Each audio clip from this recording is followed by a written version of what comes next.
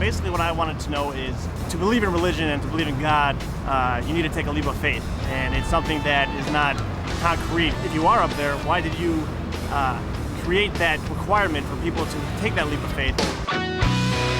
It's a tough question, but it's all about trust. Faith is from within, so you have to find it in yourself. He wants people to follow him that really believe and are truthful to the things that he does. Faith wouldn't be faith if it were just mere compliance with authority. Faith can apply to a lot more things than just God.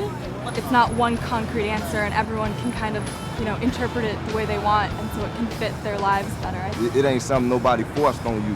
It's something that you're pursuing yourself, and that's how you get your blessings. You have to pick a side, basically, and that's just how it works. Everything in the world is an example of God saying, "Here I am, worship me," but a lot of people just don't accept it as that. So that's what they had to say out on the street. There's so many things in there, and I heard in there, people talking about faith sort of as a means to blessing. A lot of it all has to do with what's within me, what my definition is. I noticed the guy that kind of mentioned it, it's the way to get your blessings. Right, and exactly. We have this idea that faith is something that you give to God so that he'll reward you, whether that's with wealth or influence, or whether that's a ticket to heaven when we die. It's as if it's this economic transaction. I give God faith, and then he's going to give me stuff. Well, I mean, for some people, it's the perfect transaction to get the American dream. Yeah.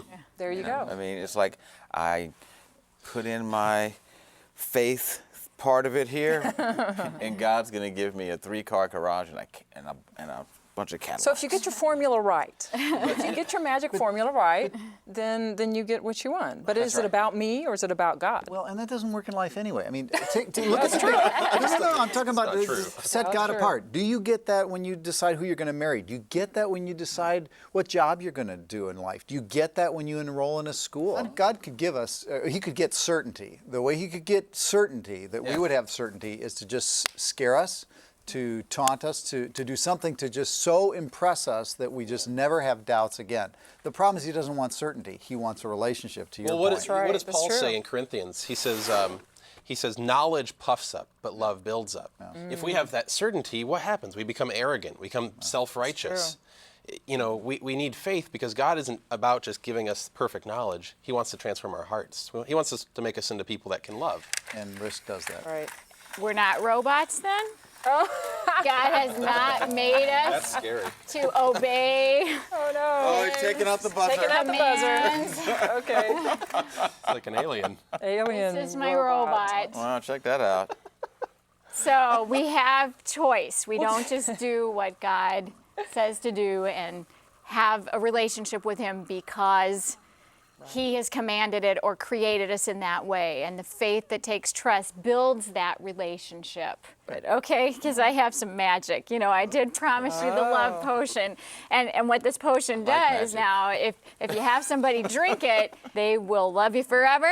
They'll be faithful no matter what. They drink it, they are yours. Okay, no choice on their part. So here's my love potion right here. Isn't this nice? This was expensive. That's something. I really needed something like that, like back when I was trying to start the whole dating thing. Yeah, back good. Right, this is the love potion. Oh. And you can choose to drink it or to save it for later and give it to... No. You're giving us this love potion, Dr. Lori. Does that mean that we're going to be following you home after this? My husband might have something to say about it. Okay. Yeah, but you get some love potion. Gosh. Thank you. There you go. If this is a love potion. Hey. Straight from heaven. Is this the love potion from heaven that we're receiving here? That's Honey, going to... Oh, do you think God gives a love potion there? I love God perfectly after I drink this. Is that the point? That's right. Does God give a love potion?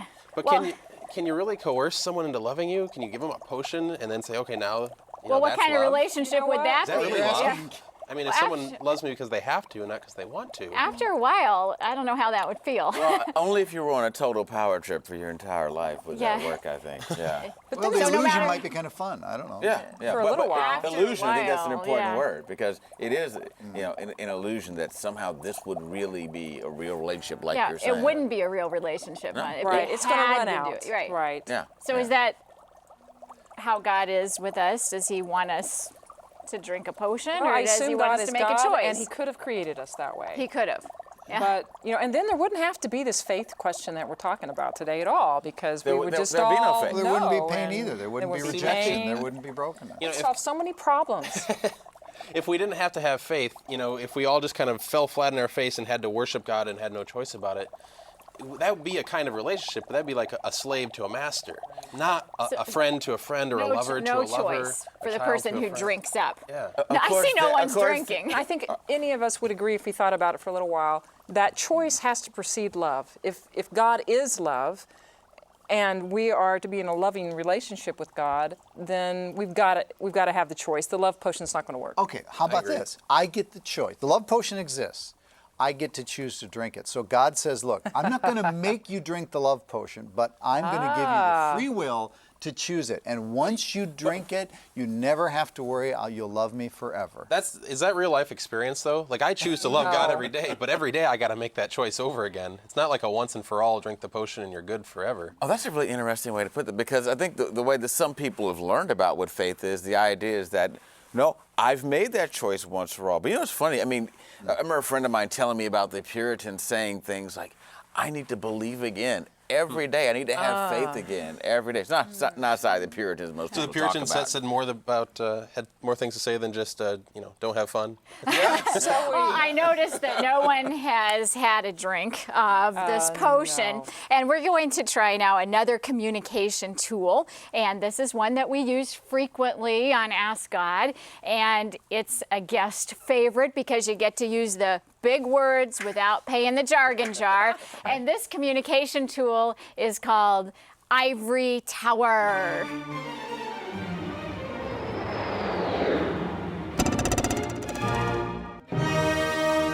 It's time for Ivory Tower, and today's player is Vincent Baycoat, Professor of Theology. Sir, Doctor, please.